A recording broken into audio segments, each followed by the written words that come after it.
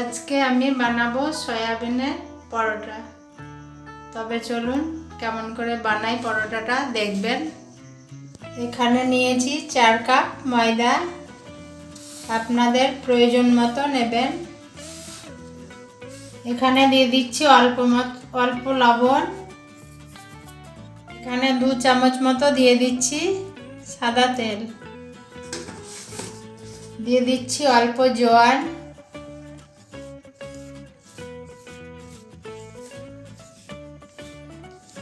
ময়দাটা আমি এবার মেখে নেব। একটা বিট আমি মিক্সিতে পিষে রেখেছি, এটা ময়দায় দিয়ে মেখে নেব।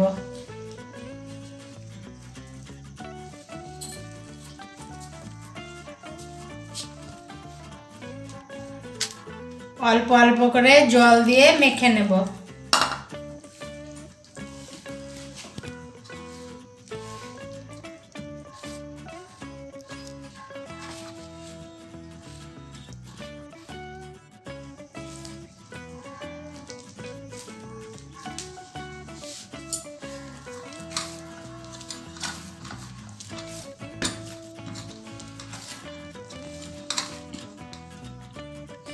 এবার আমি ময়দাটা মাখা হয়ে গেছে, এটা তেল মাখিয়ে একটু ঢেকে রাখবো।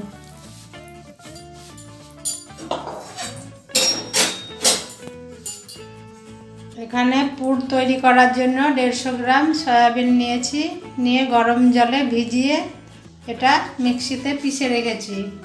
এর মধ্যে আদা রসুন দেওয়া আছে, 4-5 কোয়া মতো রসুন আর একটু আদা দেওয়া আছে।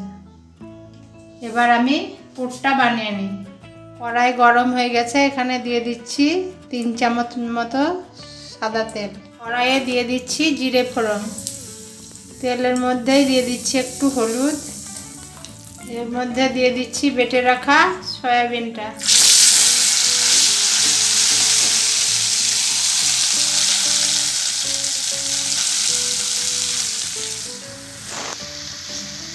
এর মধ্যে দিয়ে দিচ্ছি 1 চামচ জিরে গুঁড়ো, দিয়ে দিচ্ছি লঙ্কা গুঁড়ো। এটা ভালোভাবে মিশিয়ে নেব।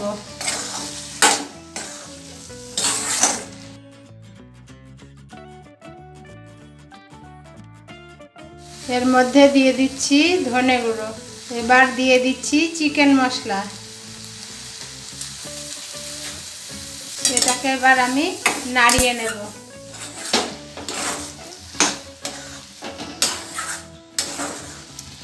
এর মধ্যে দিয়ে দিচ্ছি পেঁয়াজ কুচি। এবার এখানে দিয়ে দিচ্ছি স্বাদ মতো লবণ।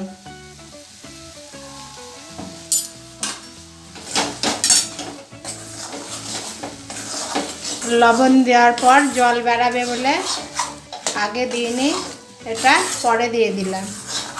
এখানে দিয়ে দিচ্ছি স্বাদ মতো চিনি, দিয়ে দিচ্ছি এর মধ্যে ধনেপাতা কুচি।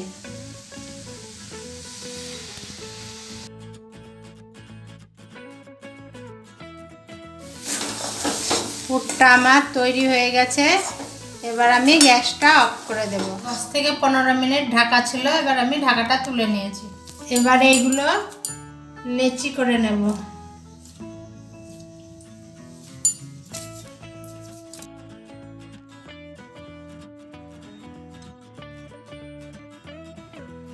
পুরটার মধ্যে দিয়ে দিচ্ছি ছোলার ছাতু, ছাতুটা দিয়ে মেখে নেব।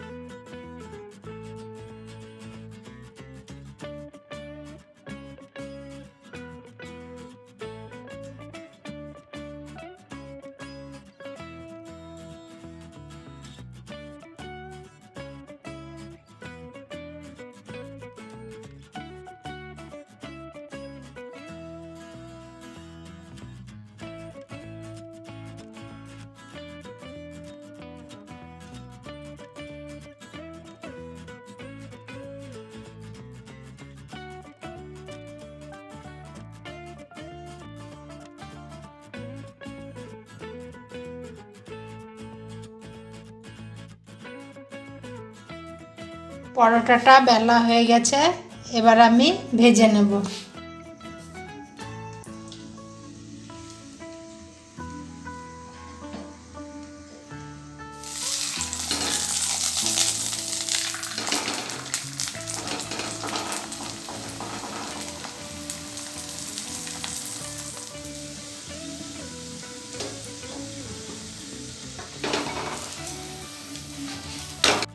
পরোটাটা আমার ভাজা হয়ে গেছে, এটা আমি তুলে নেব।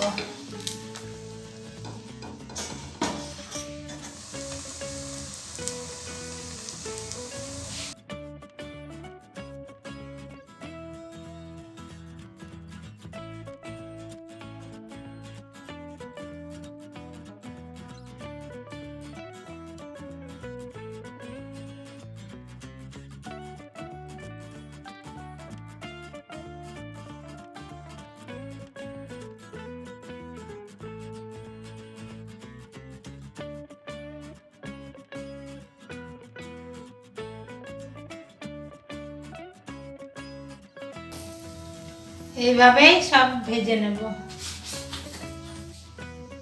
সয়াবিন পরোটাটা আমার বানানো হয়ে গেছে।